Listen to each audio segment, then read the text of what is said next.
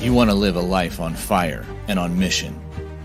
You want to be filled with such conviction and drive that you stop caring about what anyone thinks. You want to face each day alive, authentic, and fully present in every moment. With your wife, with your kids, on the street, at work. You want to bring yourself to the table and to stop bringing the watered-down, nice, what everyone wants version of you. You want that self to be a man who is burning in passion for Jesus, unafraid to bring his kingdom to anyone in your path, no matter what it costs you. You want to love the one in front of you without fear, without needing love back, and without reserve. You want to husband well. You want to father well. You want to shepherd your life well. You want to be a safe pillar for anybody around you. You want to experience God for real, to not just believe, but to know that he's got you and that he'll show up on your behalf, that he'll show up through you. You want to get to the end of your race and say, yep, I gave it everything. Jesus, you know I'm all in. And you want to know just how to get there. Welcome to Man Warrior King. I'm your host, Matt Halleck.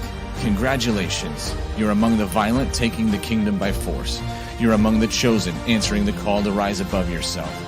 You're in the forge, being stripped down and strengthened, and you will rise stronger, solid, unshakable. You are a man. You're a warrior. You are a king. Good morning and welcome to another episode of the Man Warrior King podcast. I am your host, Matt Halleck. Thank you for joining me this morning.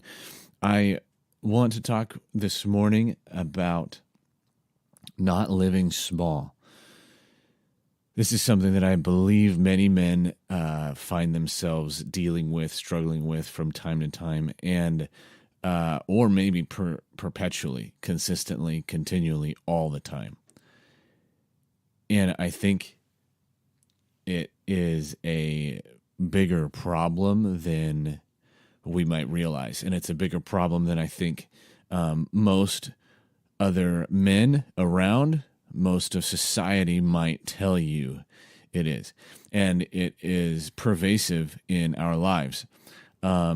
This concept of living small starts early on. It starts when we are kids, a lot of times, when we dream of what we want to be someday when we grow up.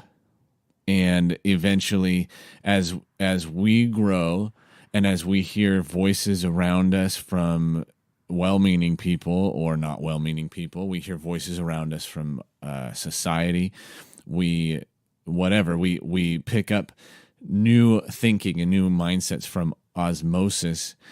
We start to realize that our dreams of what we want to do someday are kind of dumb, and they are not practical. And so we let go of dreams for more practical ones. Gradually, over time, those dreams become less and less audacious, less and less bold, and more socially acceptable and quote unquote wise. Also, as kids, we might do stupid things that are dangerous, that are wastes of time technically, and yet they are us being big and bold in our own way.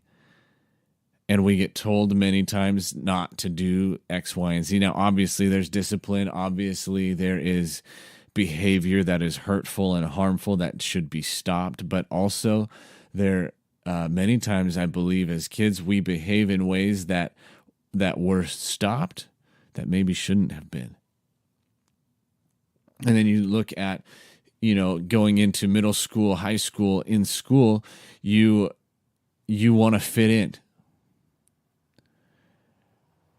And I remember thinking back, there was a select few boys my age who walked around carrying themselves confidently and were not afraid to be themselves, kind of, no matter what anybody thought. Most kids, most boys that I knew, myself included, were obsessed with what the other kids thought. And so what happened there is, instead of being true to who I was, being true to what I believed, being true to what I wanted, speaking up my thoughts, I would tailor myself, my words, my behaviors, my actions, whatever, to match with what I thought was wanted of me and expected of me. It's called people pleasing. It's called fear of man. It's called being Mr. Nice Guy. It's called putting on the persona of the village idiot because I must not know anything about what I think. It's all about what everybody else thinks. And we get like programmed, we habitualize ourselves into this kind of thinking and this kind of behavior. Then you get into high school and you have those dreams that of things that you would like to do or whatever, but then you have all of the pressures of everybody and everything around you saying, well, you've got to do this. You can't go and travel the world after you're done. You've got to go to college. You can't start up a business. You don't know what you're doing. You need a degree. Nobody will hire you without a degree. You can't go to a performing arts school. You have to go to Cambridge or Columbia or Stanford or UCLA. You can't study photography. You can't study film making. You can't study, who knows, copywriting. I don't know. You have to be in medicine. You have to go to law school. Or you can't go walk the streets and pray for people to be healed. That's for 2,000 years ago. That's not for now. That's for the Congo. That's not for America. You can't go tell people about Jesus tonight. You have to study for a math test. You can't talk to your friends about Jesus. They'll think you're an idiot. And you come to today, men, as adults, where we live small still. And a lot of times this living small is due to now what all of these external voices have created now inside of us. And probably the strongest force that keeps us living small are the thoughts in our own head. And whether they're our own thoughts or Satan planting them inside of us, I don't know for sure all the time. I imagine it's a nice little combination of both. Or we've jumped in bed with the Prince of Darkness and we have kept ourselves living very tiny because God forbid we should actually rise up and live as the sons of God, because the whole earth waits for the revealing of the sons of God. And if Satan were to just simply sit back and let us live in the fullness of who we were made to be, his defeat would come a lot sooner. So he wants to keep you living small, my friend. What are you going to do about it? How are you living small right now? What does it look like in work? What does it look like? Are you living in a job that you have simply because it is the smart or the wise thing to do? Now, please do not hear me tell you that if you have a job of some kind, that it's the wrong path for you. Or that if you have a job of some kind that you are not living into your full potential and you need to give it up and just go wing it somewhere. I'm not saying that, but I'm saying you might need to. I don't know for sure. I'm just trying to poke at things that stand out. But you might be exactly where God has called you to be. But what if you're not? What if you are in the job that you are in simply because it's the quote-unquote wise thing? Do you have a dream somewhere inside of you that you have thrown water on and you've quenched its fire because now isn't the time? Because it could never work. Because you could never work. You are too ineffectual. You are too powerless. You are too broken to actually live that audaciously. Do you report to a job simply because it's the safe thing? Or do you report to a job because it is what your heart beats for? Because it is a manifestation of the dream that God put inside of you. It is you on your journey into your full kingdom potential. Or are you putting your full kingdom potential on hold because of the needs of the day? There's a parable that most of you probably know. The parable of the sower. It's in Matthew 13. And Jesus says that a sower went out to sow, and as he sowed, some seeds fell along the path, and the birds came and devoured them. Other seeds fell on rocky ground where they did not have much soil, and immediately they sprang up, since they had no depth. And when the sun rose, they were scorched, and since they had no root, they withered away. Other seeds fell among thorns, and the thorns grew up and choked them. Other seeds, 1 out of the 4, fell on good soil and produced grain, some 100-fold, some 60, and some 30. Whoever has ears to hear, let him hear. And he goes on to explain what the parable meant. And in verse 18 of Matthew chapter 13, he says, okay, listen up, guys. Hear the parable of the sower. When anyone hears the word of the kingdom and doesn't understand it, the evil one comes and snatches away what has been sown in his heart. This is what was sown along the path. I'm not saying that this one is you guys right now. I don't think it is. And he says, as for what was sown on rocky ground, this is the one who hears the word and immediately receives it with joy, yet he has no root in himself, but endures for a little while. And when tribulation or persecution arises, he falls away. I don't think this is you necessarily either. But listen to this one, verse 22. It says, as for what was sown among the thorns, when this word of the kingdom is sown among thorns, this is like the person who hears the word, but the cares of the world and the deceitfulness of riches choke the word, and it proves unfruitful. This could be you. You know the word of the Lord over your life. You know what you are called into. You know that you are called to be a man of strength and power, a man of truth, who stands for what you believe in, who speaks your mind, who loves unconditionally, who loves boldly, recklessly, and even foolishly, without concern for what anybody around you thinks. You go into a room confident, because you know who you are. You know that you carry the presence of heaven inside of you. You know that you didn't just accept Jesus to go to heaven. You know that you came to him and gave yourself to him because you wanted, and he wanted to get heaven inside of you, and that you have the best thing anybody could ask for living inside of you. So you walk into a room in confidence of who you have been made to be. You wake up in the morning in confidence over your dreams and the goals for your life, because you know that you are a man of God who has every bit of authority and ability to do anything.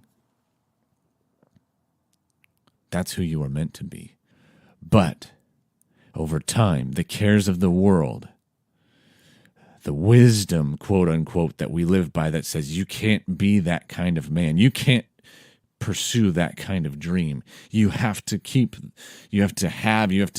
get the normal job. You can't go out and start a creative business. You can't go preach the gospel. You can't spend 2 hours walking the streets praying for healing. You can't speak a word of prophecy over somebody. The cares of the world, they rise up and they choke out who you are meant to be. And the word of the kingdom that has been sown and declared over you, that has made you a new creation, it proves unfruitful.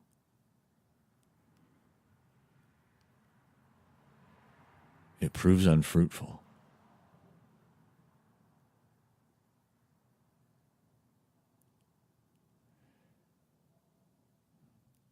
But whatever is sown on good soil This is the man who hears the word and understands it, and he bears fruit and yields. In one case 100-fold, in another 60, and in another 30. You hear the word. You understand it. You hear the word. Maybe you receive it. Maybe you believe it. Maybe you stop letting all of the thoughts that say, no, not me, no, not me, stop. You stop letting them dictate to you what the truth is, and you hear the word, and you declare that in the face of every single thought that comes against you. What would happen? What would happen, my friend, if you actually started letting your thoughts be influenced more by the incredibly foolish sounding word of God than by all the wisdom that throws itself at your mind every day? Just a question. Would your life look different? Would your life look better? Would you start to become and look like the man that you wish you were right now? What if the key to transforming your life is listening to a different tape recording?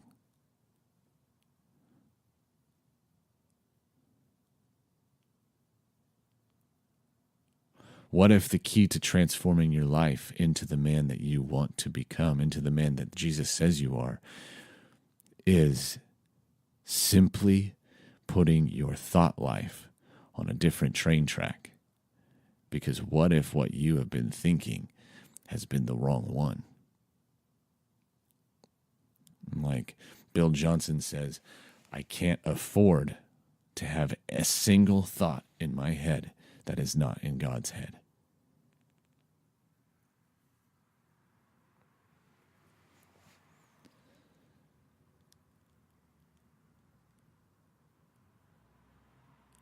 And you say, well, I can read in the Bible what God thinks about me. For example, the Lord has not given me a spirit of fear, but one of power, love, and a sound mind. I can read that, and I can speak out with my mouth. Okay, that's true.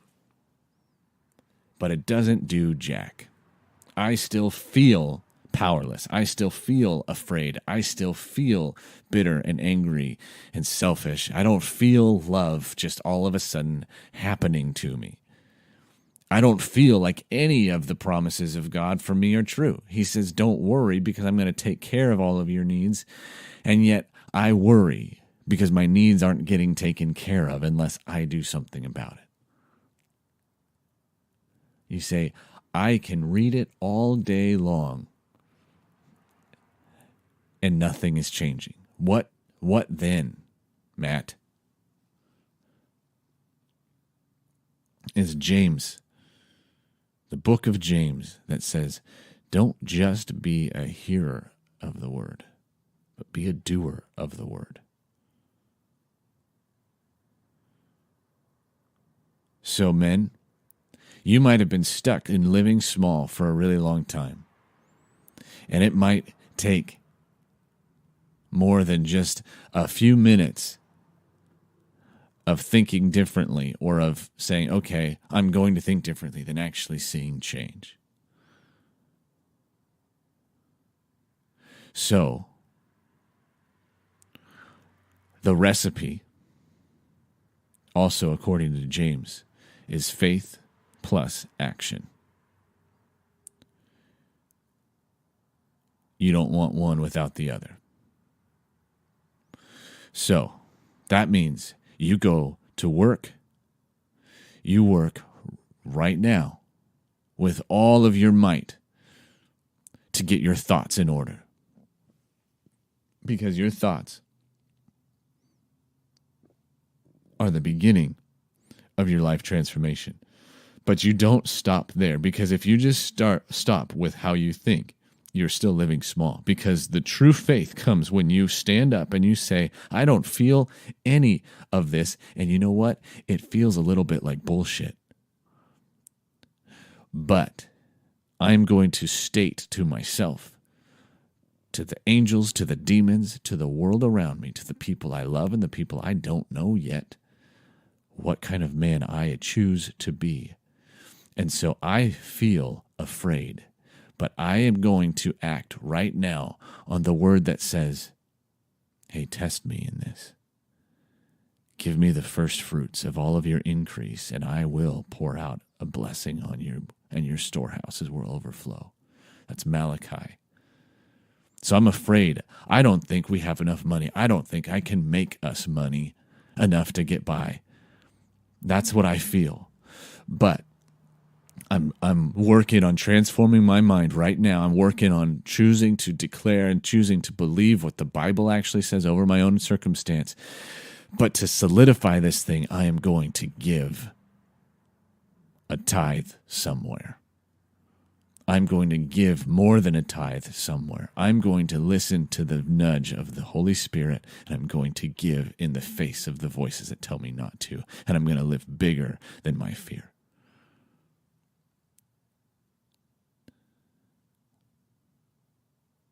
Or what if it's just, I don't feel worthy. I don't feel like I am worth anybody's time. I don't feel like I'm worth investing in myself. But God has told me that I am a co-heir with Christ, that I am a son, a valued son, who belongs in his household, and that he has put a ring and a robe and new shoes on me. Even though I don't deserve it, even though I didn't deserve it, he calls me worthy. And so I'm going to go, and I'm going to buy myself a new, whatever, $150 button-up shirt and a new pair of shoes, because I need to look nice. And I haven't invested in myself in a long time.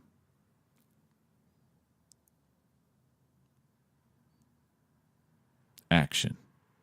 I don't know what it looks like for you. Or maybe it's the word that says, those who believe these signs will follow. They will lay hands on the sick and they will recover. Or the works that I do, you're going to do greater ones. That's what Jesus said. And so you might be spending, your mornings dwelling on those truths, but they're not going to do anything until you go out and you say, hey, sick person, I have the breath of life living inside of me. Would you let me put my hand on you and pray for you, because Jesus will heal you? And you go for it, and you risk, because Jesus meets you in the risk. Peter stepped out of his boat, walked on water, and Jesus met him in the risk. And yeah, he started to sink, but he didn't drown. He didn't die. Jesus lifted him up again. Take the risk. Be a man of action. Be a man of faith and action. Faith plus action will lead you to transformation, will lead you to stop living small.